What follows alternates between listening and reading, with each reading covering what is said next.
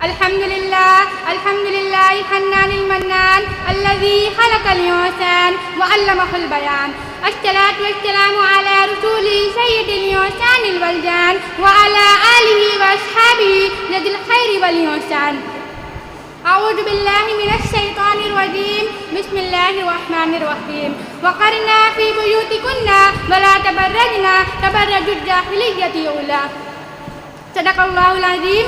میری تقریر کا موضوع ہے پردے کی اہمیت. پردہ صرف ایک کپڑا یا رسمی حکم نہیں بلکہ ہماری عزت، وقار، حفاظت اور اخلاقی علامت ہے. معاشرے میں انسان کی عزت قائم رکھنے کے لیے اصول ضروری ہوتا ہے اور ہمیں اسلام کے ذریعے یہ سکھایا گیا ہے کہ پردہ کرنے کا سب سے پہلا فائدہ یہ ہے کہ وہ ہماری شخصیت اور وقار کو نکھارتا ہے.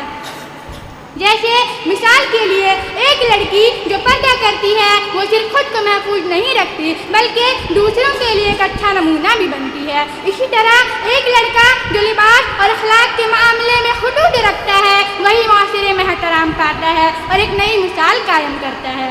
کیا پردہ صرف عورتوں کے لیے ہے؟ نہیں، پردہ صرف عورتوں کے لیے نہیں ہے بلکہ مردوں کے لیے بھی پردہ ہے. مردوں کے لیے کیسا پردہ ہے؟ مردوں کو اپنی نظر نیچے رکھنے یعنی اپنی نظروں کا پردہ کرنے کو کہا گیا ہے اور عورتوں کو اپنے جسم کو چھپانے یعنی اپنے سطر کا پردہ کرنے کو کہا گیا ہے.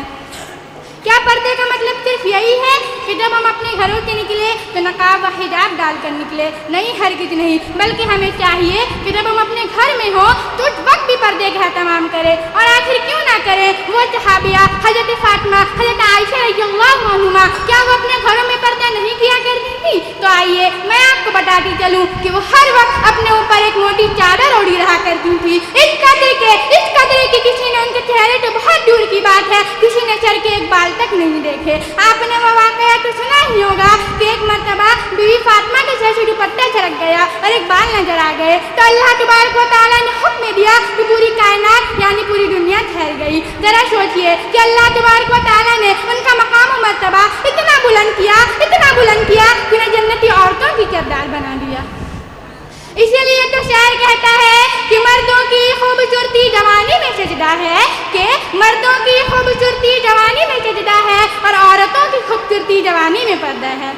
تو آئیے آج میں آپ کے سامنے ایک ایسی ہستی کی حدیث و دلیل پیش کرتی ہوں کہ جن کے صدقے میں اللہ تبارک و تعالیٰ نے پوری کائنات کو بنایا. زمین و آسمان ان کے صدقے میں بنے ہیں، جن اور انسان سب ان کے صدقے میں بنے ہیں. تو آئیے اس ہستی کی حسین باتیں پیش کرنے سے پہلے ایک مرتبہ درود شریف کا نذرانہ پیش کریں. تو پڑھیے بآواز بلند اللہ رب محمد صلی اللہ علیہ وسلم نحن عباد محمد صلی اللہ علیہ وسلم.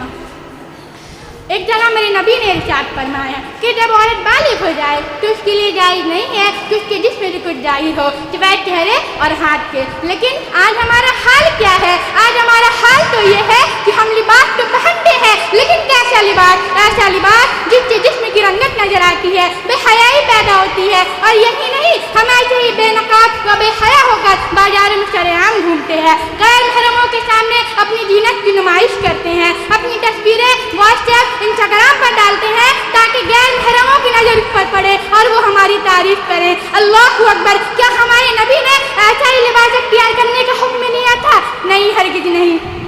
ایک مرتبہ حضرت عائشہ فرماتی ہے کہ میں اپنے بھتیجے عبداللہ بن طفیل کے سامنے زینت کے ساتھ آئی. نبی صلی اللہ علیہ وسلم نے اس کو ناپسند کیا.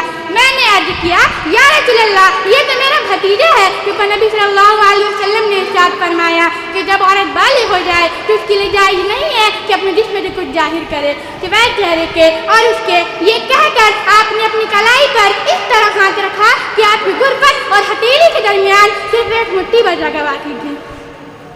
یہ تو لباس کی باتیں تھیں. آج ہمیں غور کرنے کی ضرورت ہے کہ جو دوپٹہ ہم اوڑھتے ہیں کیا وہ درست ہے؟ نہیں، ہرگز نہیں. آج ہم جو دوپٹہ اوڑھتے ہیں اس سے ہمارے بالوں کی رنگت نظر آتی ہے، بے حیائی پیدا ہوتی ہے، غیر محرموں کی نظر پر پڑتی ہے. اللہ اکبر!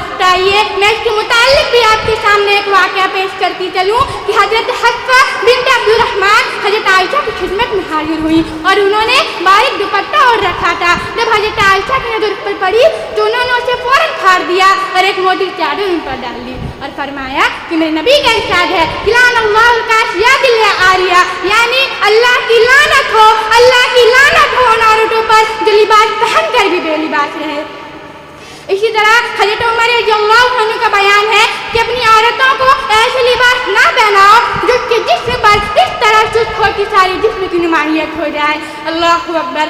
آخر میں اپنی تقریر کو اس شعر کے ساتھ مکمل کرنا چاہوں گی کہ جستجو جو گناہوں کی وہ ثواب کی ڈرتی ہے، جستجو جو گناہوں کی وہ ثواب کی ڈرتی ہے، افسوس آج کی بنت حوا حجاب کی ڈرتی ہے۔ سماج کے لیے شکریہ۔ السلام علیکم ورحمۃ اللہ وبرکاتہ۔